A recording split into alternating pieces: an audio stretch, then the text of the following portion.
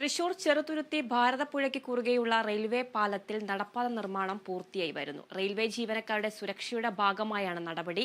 കഴിഞ്ഞ വർഷം 4 റെയിൽവേ ജീവനക്കാർ ഈ പാലത്തിൽ വെച്ച് തീവണ്ടി തട്ടി മരിച്ചിരുന്നു.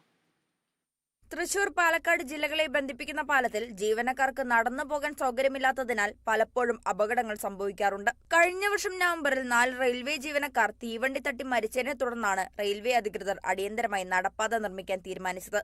ഇരു പാലങ്ങൾക്കും മുകളിൽ തീവണ്ടി എത്തിയാൽ പാളത്തിന്റെ വശത്തേക്ക് മാറി നിൽക്കാനുള്ള നടപ്പാത സംവിധാനമാണ് ഒരുക്കുന്നത്. പാളത്തിന് വശത്തായി ഇറങ്ങി നിൽക്കാൻ പ്രത്യേക സൗകര്യവും ഒരുക്കുന്നുണ്ട്. പാലത്തിന് മുകളിലേക്ക് റെയിൽവേ ജീവനക്കാർക്കും അനുബന്ധ തൊഴിലാളികൾക്കുമൊഴികെ മറ്റാർക്കും പ്രവേശിക്കാൻ അനുമതിയില്ല. പാലത്തിന്റെ രണ്ടറ്റങ്ങളിലും സുരക്ഷാ കവചങ്ങളും ബോർഡുകളും സ്ഥാപിച്ചിട്ടുണ്ട്. ഇതിനു പുറമെയാണ് പാളത്തിന്റെ വശങ്ങളിലായി പ്രത്യേക സൗകര്യമൊരുക്കുന്നത്. പതിറ്റാണ്ടുകൾക്ക് ശേഷം 2 പാലങ്ങളുടെയും ഗട്ടറുകൾ മാറ്റി പുതിയവ സ്ഥാപിച്ചിരുന്നു. Kerala vision news, Thrissur.